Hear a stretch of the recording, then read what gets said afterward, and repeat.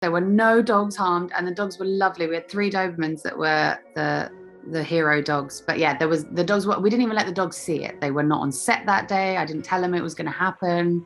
They have no idea. As far as they know, they're movie stars. Everything's great.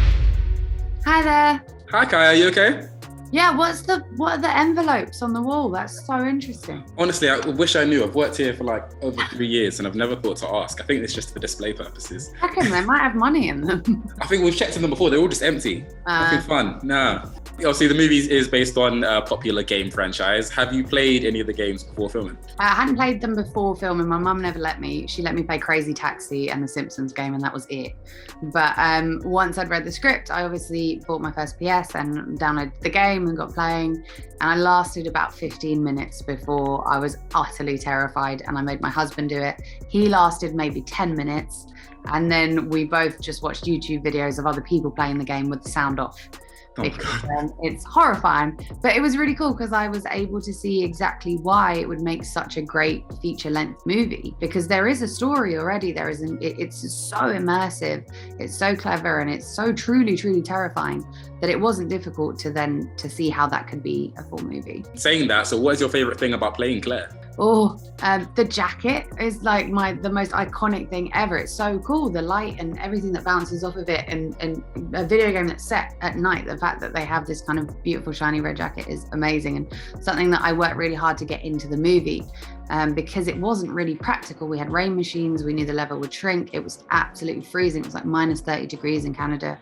But I insisted on it because I knew how much it meant to the fans and how kind of iconic it is to that character. So iconic. It was basically like a uniform for you. Exactly. Love that. You're saying the game's super scary.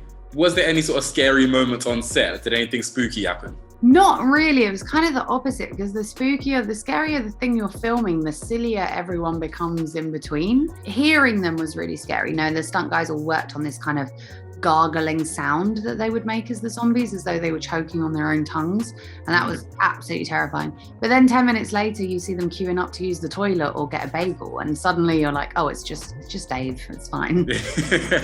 I mean, you say that, I feel like Robbie and Avon, especially from what I've seen online, I imagine they're like the jokesters, the pranksters. Yeah, definitely. They're quite silly and they're very funny, and we all got on very well, so it was nice. Avon would play piano in between, and yeah, Robbie would tell us stories about his kids that were quite funny and maybe a bit rude, which I loved. So yeah, it was a really nice atmosphere, strangely. Well, what sort of training did you have to do for this role?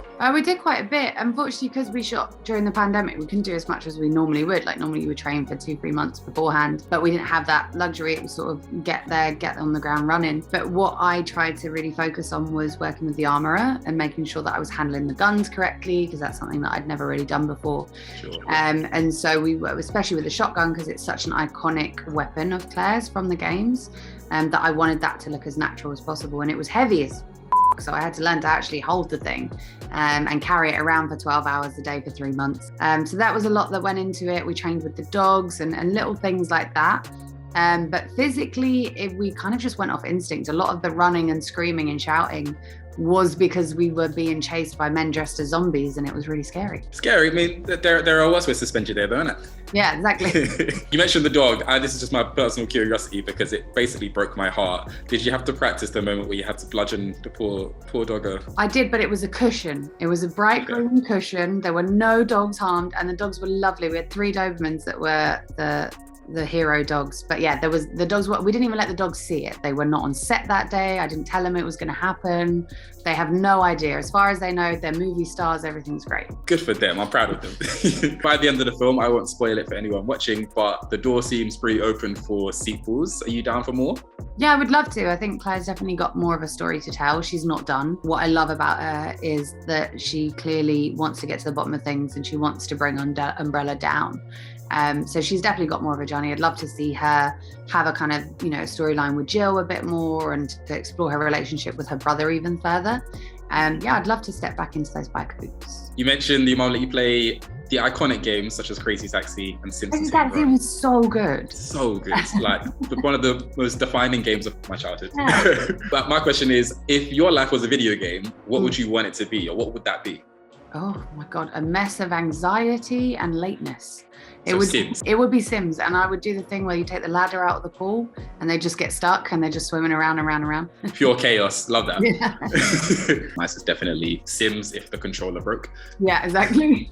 And based on your castmates from this film, from Maze Runner, even from Skins, a lot of them have moved on to like superhero franchises now. Like Will Poulter's in the MCU, Nicholas Hoult was in X-Men, Daniel Kaluuya, Robbie. Would you eventually want to hop into the superhero world at any point? Yeah, I'd love that. I'd take them all on in a heartbeat. I'd beat the crap out of them. Yeah, no, I would. I would love to do superhero. My son's obsessed with superheroes at the moment, so I think it'd be really cool if I got to play one day. But I think Claire's pretty close. I mean, she's a pretty badass, iconic character from that kind of world. So yeah, I would definitely love to. Do you have a favorite superhero you think you'd want to play?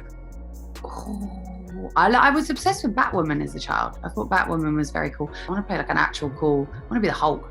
Oh yeah, that's a fun one. Yeah, complete switch. And okay, this is a question purely curious for me now. Taking your previous roles into account, between Effy from Skins, Teresa from Maze Runner, and Claire, who's most likely to survive a zombie apocalypse? I mean, Effy would probably just get high and ignore it.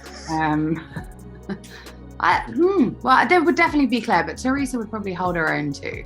It'd be between the two of them. Effy would not be bothered at all. She wouldn't care. In one manner of speaking, I feel like she'd probably survive right to the end. She's like smoking in the corner. No one's bothering her.